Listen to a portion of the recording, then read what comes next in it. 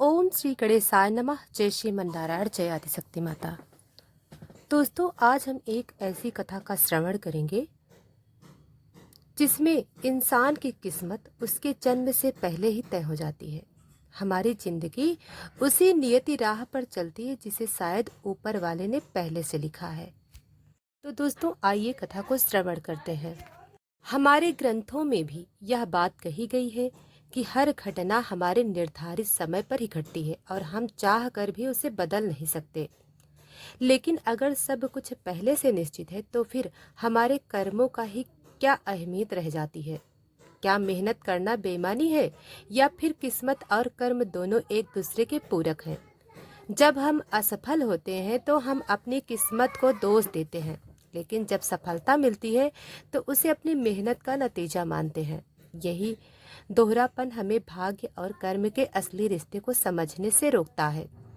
हकीकत तो यह बात है, ना तो किस्मत ही सब कुछ है और ना कर्म को नज़रअंदाज किया जा सकता है।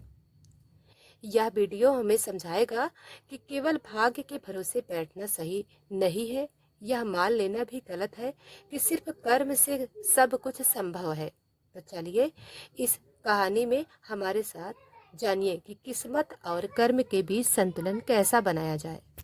तो दोस्तों, वीडियो को अंत तक जरूर देखें क्योंकि अधूरी जानकारी अक्सर भ्रम और नुकसान का कारण बनती है। ऊंचे पर्वतों के बीच स्थिर एक प्राचीन मंदिर था। उसी मंदिर के पास बसा था एक छोटा सा गांव। अंतिम छोर पर कृष्णा अपनी छोटी बहन प्रिया के साथ एक सादा जीवन बिताता था। बचपन में ही उनके माता पिता का देहांत हो गया था। अब दोनों भाई बहन एक दूसरे का सहारा बन चुके थे। कृष्णा गांव में एक छोटी सी दुकान चलाता था जिससे उनका गुजारा किसी तरह चलता रहता था। हर शाम दुकान बंद करने के बाद वह घर लौटता तो प्रिया के हाथ का बना खाना खाता और दोनों दिन भर की बातें साझा करते। लेकिन उस रात जब प्रिया खाना परोस रही थी, उसने गंभीर स्वर में कहा, भैया, हमें दुकान को बड़ा करने के बारे में सोचना चाहिए। इस तरह तो आमदनी भी कम है और हम जैसे तैसे ही जी रहे हैं। कृष्णा मुस्कुरा कर बोला, अरे प्रिया, जैसी किस्मत होगी वैसी ही मिलेगा। मेहनत करने से कुछ नहीं बदलेगा, भाग्य ही सब तय करता है। प्रिया ने तुरंत उत्तर दिया, भैया, माँ हमेशा कहती थी कि मेहनत करने वाले की किस्मत कभी भी बदल सकती है। हमें कोशिश तो करनी ही चाहिए, वरना हमेशा ऐसे ही रह जाएंगे। कृष्णा ने सिर हिलाते हुए कहा, तू भी ना प्रिया, 2 वक्त की रोटी मिल रही है, यही बहुत है। ज्यादा सोचने से कुछ नहीं बदलने वाला। इतना कहकर वह सो गया, परंतु प्रिया देर रात तक छत पर बैठी रही। उसकी नजरें आसमान में टिकी थी और मन में एक सवाल घूम रहा था, क्या वाकई भाग्य को नहीं बदला जा सकता। वह सोचती रही, अगर माँ आज होती तो क्या भैया जैसी सोच रखते हैं मुझे कोई और राह दिखाती। सोचते सोचते उसकी आंख लग गई, लेकिन उस रात उसने भीतर एक नया संकल्प जन्म ले चुका था। वह अपने भैया को यह साबित करके दिखाएगी कि मेहनत और कर्म का असली ताकत है, न कि भाग्य। अगले दिन वह कृष्णा जब तैयार होकर खाना खाकर दुकान जाने लगा तो प्रिया ने कहा, भैया रुकिए। कृष्णा ने बोला, क्या हुआ रिया, कुछ काम है? बाजार से कुछ लाना है? प्रिया ने जवाब दिया, नहीं भैया, दुकान जाने से पहले पास के जंगल से कुछ लकड़ियां ले आइए। कृष्णा ने कहा, ठीक है। बहन और वह जंगल की ओर निकल गया। इधर प्रिया भाई के लौटने की राह ताकती रही। उधर जंगल में कृष्णा लकड़ियां इकट्ठा करने में व्यस्त हो गया। तभी एक लकड़ी काटते समय उसके हाथ में गहरी चोट लग गई। दर्द से कराहते हुए वह बोला, थोड़ा आगे चलकर देखता हूँ, शायद कोई और हो जो मदद कर सके। इधर घर के बाहर बैठी प्रिया बेचैन थी। वह सोच रही थी कि सुबह से दोपहर हो गई, भैया अब तक नहीं लौटे। ऐसा क्या हो गया? हे भगवान, भैया सलामत हो। मंदिर की घाटियों की गूंज दूर पहाड़ियों से आती हुई उसकी चिंता को और भी बढ़ा रही थी। कृष्णा मदद की तलाश में मंदिर तक जा पहुंचा। वहां किसी को ना देखकर वह जोर से चिल्लाया, सुनिए, कोई है क्या? मुझे मदद चाहिए, चोट लग गई है। कृष्णा की आवाज सुनकर एक व्यक्ति बाहर आया। उसने देखा एक युवक खड़ा है जिसके हाथ में खून निकल रहा है। वह भीतर गया और कुछ औषधि पत्तियां लेकर आया। फिर उसने उन पत्तियों से कृष्णा की चोट पर लेप लगाया। वह व्यक्ति मंदिर की देखभाल और सफाई का काम किया करता था। तभी पीछे से एक आवाज आई, भैया क्या हुआ और यह चोट कैसे लगी? कृष्णा ने हैरानी से देखा और बोला, प्रिया तुम यहाँ? प्रिया ने जवाब दिया, हाँ भैया, सुबह से दोपहर हो गई थी लेकिन अब नहीं लौटे। मैं राह देखती रही, फिर इन मंदिर की घाटियों की आवाज़ ने मुझे यहाँ तक खींच लाया। आपको क्या पता मन में कितनी उलझने और बेचैनी हो रही थी। तभी मंदिर के एक बुजुर्ग सेवक ने मुस्कुराते हुए कहा, बेटा अपनी चोट का ध्यान रखना, समय के साथ सब ठीक हो जाएगा। कृष्णा ने आदरपूर्वक उस व्यक्ति का धन्यवाद किया और प्रिया से बोला, चलो बहन, अब घर चलते हैं। लेकिन प्रिया ने धीरे से कहा, भैया मैंने सुना है कि इस मंदिर में एक विद्वान ब्राह्मण रहते हैं जो वेदों और पुराणों का गहन ज्ञान रखते हैं। क्यों ना हम उनसे मिलने चले? सेवक ने बात को आगे बढ़ाते हुए कहा, हाँ बेटा, आज महर्षि मुनि स्वयं मंदिर में शास्त्रों का पाठ कर रहे हैं। यह हर किसी का सौभाग्य नहीं होता कि उनसे भेंट हो। उनके दर्शन मात्र से जीवन की दशा बदल जाती है। तुम्हें यह अवसर खोना नहीं चाहिए। यह सुनते ही प्रिया का मन उत्साह से भर गया। उसने बिना देर किए अपने भाई का हाथ थामा और उसे लेकर महर्षि कक्ष की ओर चल पड़ी। जब दोनों वहां पहुंचे तो देखा कि महर्षि गहन ध्यान में लीन होकर ग्रंथों का अध्ययन कर रहे थे। उनकी उपस्थिति में एक दिव्य शांति व्याप्त थी। प्रिया और कृष्णा कुछ देर तक बस मौन होकर उन्हें निहारते रहे। फिर प्रिया ने धीरे से कृष्णा का हाथ पकड़ा और उनके सामने बैठ गई। पहले उसने श्रद्धा पूर्वक महर्षि को प्रणाम किया। महर्षि ने आंखें खोलकर देखा और कोमल स्वर में पूरा, बेटी क्या बात है? क्या तुम्हारे मन में कोई उलझन है? प्रिया ने विनम्रता से कहा, हे मुनिवर, मैंने सुना है कि आपके वचनों से जीवन के सबसे कठिन बुद्धियां भी सुलझ जाती हैं। कृपया हमारी शंकाओं का समाधान करें। कृष्णा चुपचाप बैठा रहा। उसे इन बातों में कोई विशेष रुचि नहीं थी। वह बस प्रिया और महर्षि को देखता रहा। महर्षि ने फिर पूछा, बेटी क्या बात है जो तुम्हें व्याकुल कर रही है? प्रिया बोली, मुनि, मेरे जीवन की दो सबसे बड़ी उलझनें हैं, भाग्य और कर्म। क्या है? सच में हर व्यक्ति का भाग्य जन्म से पहले तय हो जाता है। अगर सब पहले से लिखा है तो माँ हमेशा क्यों कहती थी कि निरंतर प्रयास करते रहो, कर्म करते रहो। अगर भविष्य तय है तो कर्म करने का क्या महत्व है? और कुछ लोग तो कहते हैं कि कर्म कर्म भाग्य को रचता है। हे मुनिवर, मैं जानना चाहती हूँ कि मैं अपने जीवन को किस आधार पर जीऊं, भाग्य के भरोसे या कर्म के सहारे? महर्षि शांत भाव से रिया की बातें सुनते रहे। तभी कृष्णा ने बात को बीच में काटते हुए कहा, सुना प्रिया, जैसा भाग्य में लिखा है वैसा ही होगा। यही हमारी सच्चाई है। महर्षि कृष्णा की बात सुनकर मुस्कुरा उठे। वे समझ गए कि कृष्णा का विश्वास केवल भाग्य में है और वह कर्म को व्यर्थ मानता है। महर्षि बोले, बेटा, भाग्य और कर्म का रिश्ता बहुत गहरा है। इसे समझना अत्यंत आवश्यक है। कृष्णा ने झुंझुलाते हुए उत्तर दिया, माफ कीजिए मुनिवर, लेकिन मुझे लगता है कि हमारे कर्मों से कुछ नहीं बदलता। जो लिखा है वही होगा। कृष्णा ने आगे कहा, हे मुनिवर, एक कहानी सुनिए। एक बार एक राज्य का राजा था।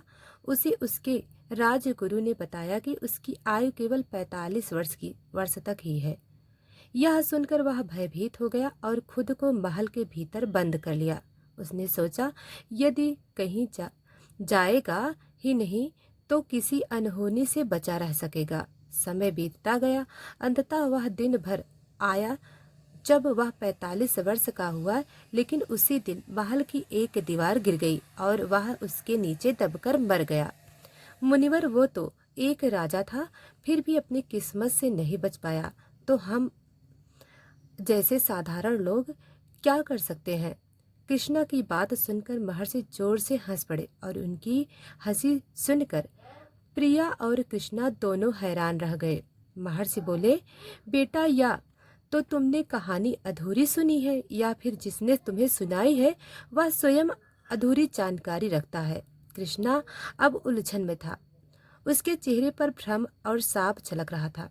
महर्षि फिर बोले, यही कारण है कि कहा जाता है अधूरा ज्ञान सबसे बड़ा शत्रु होता है। कृष्णा ने शर्मिंदा होकर कहा, माफ कीजिए मुनिवर, मैं आपकी बात समझकर नहीं समझ पाया, कृपया स्पष्ट करें। महर्षि ने उसे स्नेहपूर्वक देखा और बोला, बेटा, कहानी में तुमने जो बताया वह सही है, पर पूरी नहीं। यदि तुम्हें इसका पूर्ण ज्ञान होता तो तुम समझ जाते कि भाग्य और कर्म एक दूसरे से कैसे जुड़े हैं, और फिर तुम्हारे मन में यह भ्रम कभी नहीं आते। तभी प्रिया ने महर्षि की ओर हाथ जोड़कर निवेदन किया, हे मुनिवर, कृपया हमें क्षमा करें और इस अधूरी कहानी का संपूर्ण ज्ञान हमें दीजिए। अब धीरे धीरे महर्षि की बाणी कृष्णा को आकर्षित करने लगी। वो अब पूरे ध्यान से उनकी बातों को सुनने लगा। महर्षि मुस्कुराते हुए बोले, जब दीवार गिरी तो सभी को यही लगा कि राजा उसके नीचे दबकर प्राण गंवा चुके हैं, क्योंकि वही दिन उसके जीवन का 45वां जन्मदिन था, जैसा कि राजगुरु ने भविष्यवाणी की थी। लेकिन कुछ ही समय बाद पता चला कि राजा जीवित है, उन्हें बस गंभीर चोट आई थी। महर्षि ने आगे कहा, राजा स्वयं चकित थे। तब राजगुरु ने समझाया, राजन, यदि आपने भी भाग्य को अंतिम सत्य मानकर कोई प्रयास ना किया होता तो आज आपकी मृत्यु निश्चित थी। लेकिन आपने कर्म किया, आपने स्वयं को बचाने का प्रयास किया, और वही प्रयास आपकी मृत्यु को केवल एक चोट में बदल गया। कृष्णा यह सुनकर सोच में पड़ गया। उसने महर्षि की ओर देखते हुए कहा, हे मुनिवर, आपकी बातों से थोड़ी थोड़ी समझ आ रही है, परंतु मन में अब भी कुछ संदेह है। महर्षि ने स्नेहपूर्वक उत्तर दिया, कोई बात नहीं बेटा, आज मैं तुम्हें एक और कथा के माध्यम से भाग्य और कर्म के गढ़ के संबंध को विस्तार में समझाऊंगा, और यह कथा हर इंसान की उलझनों को सुलझा सकती है यदि मन से सुनी जाए। इतना कहकर महर्षि ने एक नई कथा आरंभ कर दी। बहुत समय पहले की बात है। एक नगर में एक साधारण चरवाहा रहता था। अपनी पत्नी और नवजात पुत्री के साथ रहता था। वर्षों की तपस्या और व्रत के बाद ईश्वर की कृपा से उन्हें संतान प्राप्ति हुई थी, लेकिन नियति ने उन्हें पूर्ण सुख नहीं दिया। वह बच्ची जन्म से विकलांग थी। तब चरवाहे और उसकी पत्नी के लिए यह स्वीकार करना अत्यंत कठिन था, लेकिन वे अपने भाग्य को ही दोष देते हुए अपने जीवन का गुजारा कर रहे थे। रोज रोज जब अपनी गाय और बछड़े को चरा के आते तो अपनी पत्नी और बेटी के साथ समय बिताता। जब भी अपनी बेटी का चेहरा देखता, वह सोचता, मेरी बच्ची जैसी भी है, मुझे प्रिय है। कौन माता पिता अपनी संतान से प्रेम नहीं करते, परंतु हर रात उसकी पत्नी ईश्वर के सामने बैठकर रोती रहती है और कहती है, प्रभु, यह कैसा न्याय है। मैंने तुम्हारी इतनी पूजा व्रत और तप किए और तूने मुझे ऐसा वरदान दिया। एक दिन उसकी पत्नी ने कहा, सुनिए, मैंने सुना है कि हमारे राज्य में राजा बड़े दयालु हैं और करुणामय हैं। तब उस चरवाहे ने सिर हिलाते हुए कहा, तो क्या हुआ प्रिया, हम तो मामूली लोग हैं, भला राजा हमसे क्यों मिलेंगे। पत्नी की आंखों में आंसू छलक आए। उसने कहा, राज दरबार में सुना है महान वैद्य हैं जो बड़े से बड़े रोग का इलाज करते हैं। क्या हमें एक बार प्रयास नहीं करना चाहिए। पत्नी की बातों को सुनकर चरवाहा अंततः तैयार हो गया। अगले दिन वह अपनी पत्नी और बेटे को लेकर राजधानी की ओर रवाना हुआ। राज दरबार पहुंचकर चरवाहा हाथ जोड़कर बोला, हे राजन, मैं एक साधारण चरवाहा हूँ। यह मेरी पत्नी है और यह मेरी बेटी। हम आपके राज्य के एक छोटे से नगर में रहते हैं। राजा ने उन तीनों को ध्यान से देखा। उनकी आंखों में करुणा थी।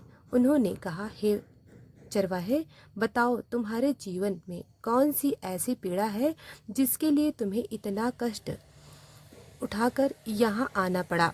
तब उस चरवाहे ने बोला, महाराज, वर्षों तक संतान सुख के लिए हम दोनों ने अनगिनत उपवास और तप किए। अंततः हमें बेटी का सुख मिला, परंतु वह जन्म से विकलांग है। हमने नगर भर में हर संभव उपाय किए, परंतु कोई समाधान नहीं मिला। राजा ने शांत स्वर में कहा, बोलो, क्या सहायता चाहिए? यदि यह मेरे बस में हुआ तो तुम्हारी पीड़ा दूर करूंगा। तभी उस चरवाहे की पत्नी आगे आई और कहा, हे राजन, हमारी नगर की एक महिला ने बताया कि आपके राज्य के वैद्य अनेक असाध्य रोगों का निवारण करते हैं, जो अत्यंत ज्ञानी और अनुभवी हैं। यदि वे हमारी पुत्री की जांच करें तो संभव है कि वह भी स्वस्थ और सक्षम बन जाए। तब चरवाहे और उसकी पत्नी की इन बातों पर राजा ने ध्यान दिया और तुरंत आदेश दिया कि राज्य वैद्य को दरबार में बुलाया जाए। राज्य वैद्य महल में पहुंचे और उस मासूम बच्ची की गहन जांच करने लगे। तब चरवाहे और उसकी पत्नी की आंखों में आशा की किरणें छलक रही थीं। कई घंटों तक जांच चलती रही। जब सभी के मनों में आशा की दीपक प्रज्वलित हो रहा था, तब अचानक राज्य वैद्य ने गहरी सांस लेते हुए कहा, माफ करें महाराज, मैंने अनेक रोगों का इलाज किया है, दुर्लभ औषधियों का ज्ञान भी रखता हूँ, परंतु यह बच्ची शायद सक्षम नहीं हो सकेगी। यह शायद उसका भाग्य है जिसे मैं बदल नहीं सकता। दरबार में सन्नाटा छा गया।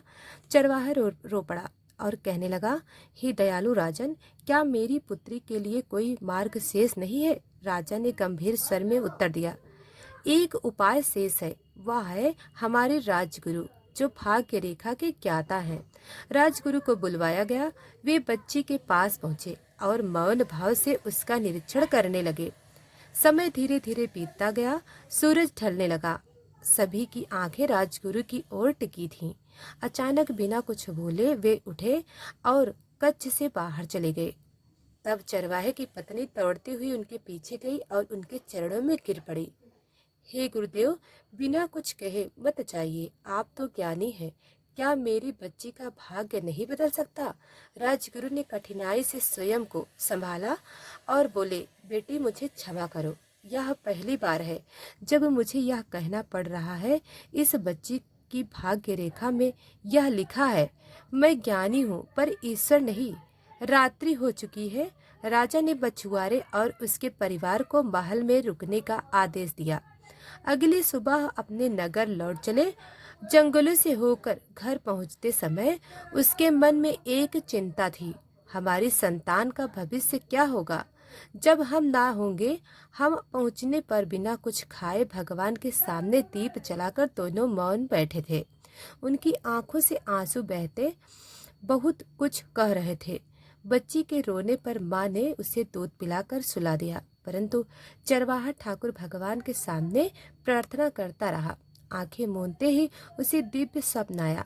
स्वयं भगवान कृष्ण प्रकट हुए और उस चरवाहे भाव विभोर हो गया और कहने लगा, हे भगवान, कौन सी भूल हुई जो आपने हमारी पुत्री के भाग्य में यह दुख लिखा है? तभी भगवान बोले, भक्त, यह तुम्हारी पूजा की त्रुटि नहीं थी। मैं किसी का भाग्य नहीं लिखता। प्रत्येक आत्मा अपने कर्मों अपना भविष्य गढ़ती है। फिर भगवान ने चरवाहे को उसकी पुत्री के पूर्व जन्म की कथा सुनाई। कैसे वह एक धनवान जौहरी की कन्या थी, अत्यंत सुंदर, बुद्धिमान और अहंकारी। एक दिन उसने मेले में एक विकलांग भिखारी का अपमान किया था। उसी पाप के फलस्वरूप वह आज इस पीड़ा से गुजर रही है। लेकिन भगवान श्री कृष्ण बोले, यह सब अस्थाई नहीं है। यदि वह केवल वर्तमान जीवन में पुण्य और करुणा का मार्ग अपनाए तो अपने भाग्य को बदल सकती है। तब चरवाहे श्रद्धा से पूछ बैठा, हे प्रभु, क्या मेरी बेटी सच में अपना भाग्य बदल सकती है? तब ठाकुर ने उत्तर दिया, अवश्य। कर्मी भाग्य को रचते हैं। यदि वह करुणा, सेवा और विनम्रता का मार्ग अपनाएगी तो वह अपनी नियति को भी बदल सकती है। स्वप्न टूटते ही चरवाहे ने यह अनुभव अपनी पत्नी को सुनाया। दोनों की आंखों में भावुकता थी, पर हृदय में नई आशा। उस दिन से उन्होंने अपनी पुत्री को अच्छे संस्कारों से सींचना प्रारंभ किया। वह बच्ची धीरे धीरे सेवा, सम्मान और सच्चाई के मार्ग पर बढ़ने लगी। 13 वर्ष के होते ही वह नगर की प्रिय बन गई। एक दिन एक राहगीर नगर से गुजरते हुए गिर पड़ा। तब चरवाहे की बेटी गांव वालों की सहायता से उसे अपने घर लाकर सेवा की। जब राहगीर को होश आया, उसने चरवाहे की बेटी के विकलांग हाथ को छूकर पूछा, बिटिया क्या हुआ? चरवाहे ने शांत भाव से कहा, यह मेरी पुत्री है, जन्म से विकलांग है, पर हमें अपने कर्मों पर भरोसा है। राहगीर चौंका, मैं तो हड्डियों का वैद्य हूँ, मुझे विश्वास है यह बिटिया 1 महीने में पूरी तरह ठीक हो जाएगी। उसने मरहम पट्टी की। 1 महीने बाद बच्ची का हाथ सचमुच ठीक हो गया। तब चरवाहे की आंखें भर आईं। उन्होंने ठाकुर जी के सामने दीप जलाया और कृतज्ञता व्यक्त की। समय बीता। तब चरवाहे की बेटी अब युवावस्था में पहुंच चुकी थी। उसकी बुद्धिमान, करुणा और प्रतिभा का यश अब पूरे राज्य में फैल चुका था। यह बात जब पड़ोसी राज्यों के राजाओं को पता चली तो उसने मुख्य राजा से कहा, महाराज, आपके राज्य में ऐसी दिव्य कन्या है, यह तो सौभाग्य की बात है। राजा भी उस कन्या से मिलने को उत्सुक हो उठे, बिना यह जाने कि वह चरवाहे की बेटी है जिससे वे पहले मिल चुके हैं। अब बिना समय गवाए राजा अपनी सेना के साथ निकल पड़ते हैं। राजा ढूंढते ढूंढते राजा अब उस चरवाहे की नगरी में पहुंच जाते हैं। वहां नगर के एक व्यक्ति की सहायता से राजा चरवाहे के घर पहुंचकर घर में अंदर जाने की अनुमति मांगते हैं। तभी अंदर से चरवाहे की कन्या निकलती है। उसे देखते ही राजा कहने लगे, पुत्री, तुमसे मिलने की तमन्ना कई दिनों से थी। मैं तुम्हारा आभार प्रकट करना चाहता हूँ। तुम तो हमारे राज्य की सौभाग्य हो। तुम्हें पीछे से चरवाहा और उसकी पत्नी राजा को देखकर चौंक जाते हैं। यहाँ राजा भी उन दोनों को देखकर दंग रह जाते हैं। थोड़ी देर के लिए वहाँ सन्नाटा छा जाता है। अब चरवाहा मन में सोचता है, आखिर ऐसी कौन सी बात हो गई है जो राजा इस चरवाहे के घर चले गए? कहीं मेरी बिटिया से तो कोई गलती नहीं हो गई? भगवान, बड़ी ही मुश्किल से मेरी गुड़िया की जिंदगी में खुशी आई है। तभी अचानक राजा ने कहा, यह मैं क्या देख रहा हूँ? क्या यह कन्या आपकी बेटी है? पर वो तो सक्षम नहीं थी, फिर यह चमत्कार कैसे हुआ? फिर चरवाहे और उसकी पत्नी ने सारी बात राजा को बताई और कहा, हे राजन, इसी ने अपने कर्म से अपना भाग्य बदल दिया। थोड़ी देर के बाद राजा ने कहा, कभी सोचा नहीं था यह भी संभव हो सकता है। फिर राजा चरवाहे की तरफ देखकर बोले, चरवाहे, आज आप लोगों ने समझा दिया कि कर्म की शक्ति सबसे ऊपर है। अब राजा चरवाहे और उसकी पत्नी के सामने हाथ जोड़कर बोलने लगे कि मैं निसंतान हूँ, मेरा कोई उत्तराधिकारी नहीं है। इस राज्य का भार संभालने की ताकत अब मुझ में नहीं बची। मैं चाहता हूँ कि यह प्रतिभाशाली कन्या अपनी सूझबूझ और समझ इस राज्य का शासन भार संभाले। राजा के मुख से यह बात सुनकर मछुआरे की पत्नी रो पड़ी और बोली, नहीं राजन, यह नहीं हो सकता। आप हमें माफ कर दीजिए। हमारी ही बेटी हमारे जीवन की पूंजी है, वह हमारी खुशी है। मेरी बेटी मेरी जान है, हम उसे अपने आपको नहीं सौंप सकते। तभी राजा चरवाहे की पत्नी की तरफ देखकर बोले, नहीं, जो मुझे पता है, संतान तो माता पिता के प्राण में बसती है। मुझे पता है संसार धन को कोई दे सकता है, पर एक माँ अपनी संतान को नहीं दे सकती। यह मुझ जैसे संतान अभागे को नहीं पता होगा क्या राजा? फिर आप बोले, आप दोनों मुझे गलत समझ रहे हैं। आप लोग चिंतित ना हो, कृपया मेरी बात ध्यान से सुने। चरवाहे, हे देवी, मैं चाहता हूँ कि आपकी तथा हमारी राज्य की यह प्रतिभाशाली कन्या राज सिंहासन पर बैठकर शासन भार संभाले और आप लोग भी अपनी बेटी के साथ सम्मान पूर्वक अपना जीवन व्यतीत करें। यह मेरा निवेदन है। आप सबसे राजा आगे भी कहते हैं, यह सिर्फ मेरे लिए नहीं बल्कि पूरे राज्य के भविष्य की बात है। आशा है आप समझें इसे। इसी तरह चरवाहे और उसकी पत्नी राजा की बातों की हामी भरकर अपनी बेटी को साथ में महल में रहने लगे। मछुआरों चरवाहे की कन्या, जिसका नाम अवंतिका था, वह भी राजा के कहे अनुसार राजगद्दी पर बैठकर राज्य का शासन भार संभालने लगी। अब तो आसपास के राजा में हलचल मच गई। लोग अपनी नई शासिका की प्रशंसा किए बिना नहीं थकते। अब चरवाहे और उसकी पत्नी बस यही सोचते रहे कि हे ईश्वर, आपने सही कहा। यदि कोई मनुष्य आपने कर्मों पर भरोसा करे तो वह किसी भी असंभव को संभव बना सकता है। वह उस जगह पहुंच सकता है जहां किसी ने कभी कल्पना नहीं की। अब मंदिर में बैठे हुए महर्षि कृष्णा और प्रिया की तरफ देखकर बोले, बच्चों, आशा है अब तुम लोग समझ गए होंगे भाग्य और कर्म के इस अनोखे संबंध को, और अब कभी भी तुम लोग उलझन में नहीं पड़ोगे। तब कृष्णा ने कहा, मुनिवर, मुझे समझ में आ गया कि भाग्य हमें रास्ता दिखाता है, लेकिन कर्म वह है जो हमें मंजिल तक पहुंचाता है। और कृष्णा ने आगे कहा, मैं हर रोज अपनी किस्मत के भरोसे आसमान की तरफ देखता था। तारे गिन गिन कर सोचता था कि कब मेरी किस्मत बदलेगी, पर आज पता चला मुनिवर, भाग्य को विधाता नहीं बल्कि मनुष्य अपने कर्मों से बदलता है। अंत में कृष्णा महर्षि की ओर देखकर बोला, हे मुनिवर, मैं अज्ञानी था, बिना कुछ समझे बोल पड़ा, मुझे माफ कर दीजिए। अब प्रिया भी महर्षि की तरफ देखकर बोली, मुनिवर, मेरी माँ भी शायद हमें भाग्य और कर्म में इस अनोखे संबंध के बारे में समझाना चाहती थी। अब कृष्णा और प्रिया मन में नई उम्मीद लिए महर्षि के चरणों में झुककर कर्म के पथ पर अपने घर की ओर बढ़ चले। तो दोस्तों, भाग्य केवल कर्मों का फल है। भले ही भाग्य जन्म से पहले लिखा गया हो, पर हम अपने कर्मों से इसे बदल सकते हैं। जीवन एक दुर्लभ अवसर है जिसे सही दिशा में ले जाकर हम अपनी आत्मा को मोक्ष की ओर अग्रसर कर सकते हैं। आज से अभी से अगर आपको कोई